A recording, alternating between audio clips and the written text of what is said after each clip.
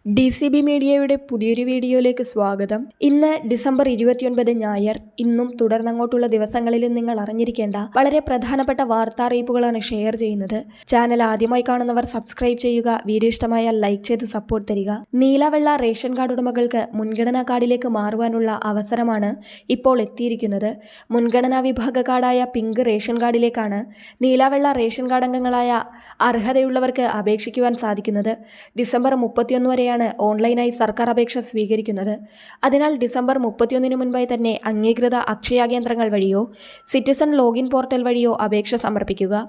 1000 square ഫീറ്റിന് മുകളിൽ വീടുള്ളവർ, സ്വകാര്യ ആവശ്യത്തിനായി 4 ചക്ര വാഹനമുള്ളവർ, 25,000 രൂപയിൽ കൂടുതൽ മാസവരുമാനമുള്ളവർ, ആദായനികുതി അടക്കുന്നവർ തുടങ്ങിയവർക്കൊന്നും പിങ്ക് കാർഡിലേക്ക് മാറുവാൻ അർഹതയില്ല എന്ന കാര്യം പ്രത്യേകം മനസ്സിലാക്കുക.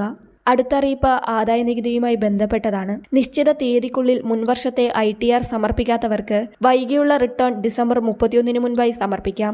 2024-25 സാമ്പത്തിക വർഷത്തിൽ വൈകിയുള്ള റിട്ടേൺ ഫയൽ ചെയ്യുന്നതിനുള്ള സമയപരിധി ഡിസംബർ 31 വരെയാണുള്ളത്. അതായത് ഇനി കേവലം 2 ദിവസം മാത്രമാണുള്ളത്. അതിനാൽ യഥാർത്ഥ ആദായനികുതി റിട്ടേൺ അഥവാ ITR സമയപരിധി നിങ്ങൾക്ക് നഷ്ടമായെങ്കിൽ നിങ്ങളുടെ വൈകിയ ITR ഫയൽ ചെയ്യുവാൻ ഡിസംബർ 31 വരെ സമയമുണ്ടെന്ന കാര്യം പ്രത്യേകം ശ്രദ്ധിക്കുക.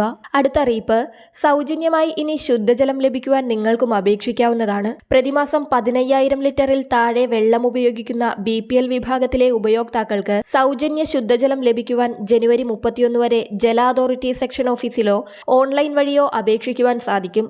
നിലവിൽ BPL ആനുകൂല്യം ലഭിക്കുന്നതും പുതുതായി ആനുകൂല്യം വേണ്ടവരും bpl.kwa.kerala.gov.in മുഖേന അപേക്ഷിക്കണം. പ്രവർത്തനരഹിതമായ വാട്ടർ മീറ്റർ, ശുദ്ധജല ചാർജ് കുടിശ്ശിക എന്നിവയുള്ളവർ ജനുവരി 31 മുൻപ് മീറ്റർ മാറ്റിവയ്ക്കുകയും കുടിശ്ശിക അടയ്ക്കുകയും ചെയ്താലേ ആനുകൂല്യം ലഭിക്കൂ. അടുത്ത അറിയിപ്പ്. സംസ്ഥാന ബജറ്റിൽ 3 വർഷം മുമ്പ് പ്രഖ്യാപിച്ച ഈസി കിച്ചൺ പദ്ധതി തുടങ്ങാൻ ഒടുവിൽ സർക്കാരിന്റെ തീരുമാനം എത്തിയിരിക്കുകയാണ്. അടുക്കള നവീകരിക്കാൻ 75,000 രൂപ വരെ തദ്ദേശ സ്ഥാപനങ്ങളിൽ നിന്ന് സഹായമായി ഈ പദ്ധതിയിലൂടെ ലഭിക്കും. ലൈഫ് ഉൾപ്പെടെ ഭവന നിർമ്മാണ പദ്ധതികളിൽ ലഭിച്ച വീടുകൾക്ക് ഈ ധനസഹായം ലഭിക്കില്ല. തറയിൽ സെറാമിക് ടൈൽ പാകൽ, ഗ്രാനൈറ്റ് കിച്ചൺ സ്ലാബ് സ്ഥാപിക്കൽ, MDF cupboard, 200 litre water tank, kitchen sink, pipe, painting, soak pit നിർമ്മാണം തുടങ്ങിയവയ്ക്കാണ് സഹായം ലഭിക്കുന്നത്. പഞ്ചായത്തുകൾക്കും നഗരസഭകൾക്കും ഫണ്ട് അനുസരിച്ച് അടുക്കളുടെ എണ്ണം തീരുമാനിക്കാം. അടുത്ത അറിയിപ്പ്. പാൻ കാർഡും ആധാർ കാർഡും തമ്മിൽ ബന്ധിപ്പിക്കുവാനുള്ള സമയപരിധി അവസാനിക്കുവാൻ ഇനി ദിവസങ്ങൾ മാത്രമാണുള്ളത്. ഡിസംബർ 31 ലിങ്ക് ചെയ്തില്ലെങ്കിൽ പാൻ കാർഡ് പ്രവർത്തനരഹിതമാകുമെന്നും ഇടപാടുകൾ സുഗമമായി നടത്തുന്നതിന് തടസ്സം സൃഷ്ടിക്കുമെന്നും ആദായനികുതി വകുപ്പ് മുന്നറിയിപ്പ് നൽകിയിട്ടുണ്ട്. സാമ്പത്തിക തട്ടിപ്പ് കേസുകളുടെ എണ്ണം വർദ്ധിച്ചിരിക്കുന്ന പശ്ചാത്തലത്തിലാണ് ആദായനികുതി വകുപ്പിന്റെ ഈ നിർദ്ദേശം.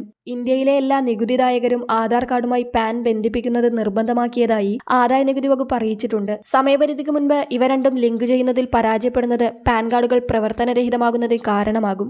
ആധാറും പാനും തമ്മിൽ ലിങ്ക് ചെയ്യാനായി www.incometax.gov.in വെബ്സൈറ്റിൽ പോയി ലിങ്ക് ആധാറിൽ ക്ലിക്ക് ചെയ്യുക. പാൻ, ആധാർ, പേര്, മൊബൈൽ നമ്പർ എന്നിവ നൽകിയാൽ ലിങ്ക് ചെയ്യും. ഇരു രേഖകളുടെയും പേര്, ജനനതീയതി, ലിംഗം എന്നിവ ഒരുപോലെ ആയിരിക്കണം. മൊബൈലിൽ വരുന്ന OTP നൽകിയാണ് നടപടിക്രമം പൂർത്തിയാക്കേണ്ടത്. വളരെ പ്രധാനപ്പെട്ട ഈ വാർത്താ അറിയിപ്പുകൾ മറ്റുള്ളവർക്ക് കൂടി ഷെയർ ചെയ്യുക. പുതിയൊരു വീഡിയോയുമായി വീണ്ടും കാണാം.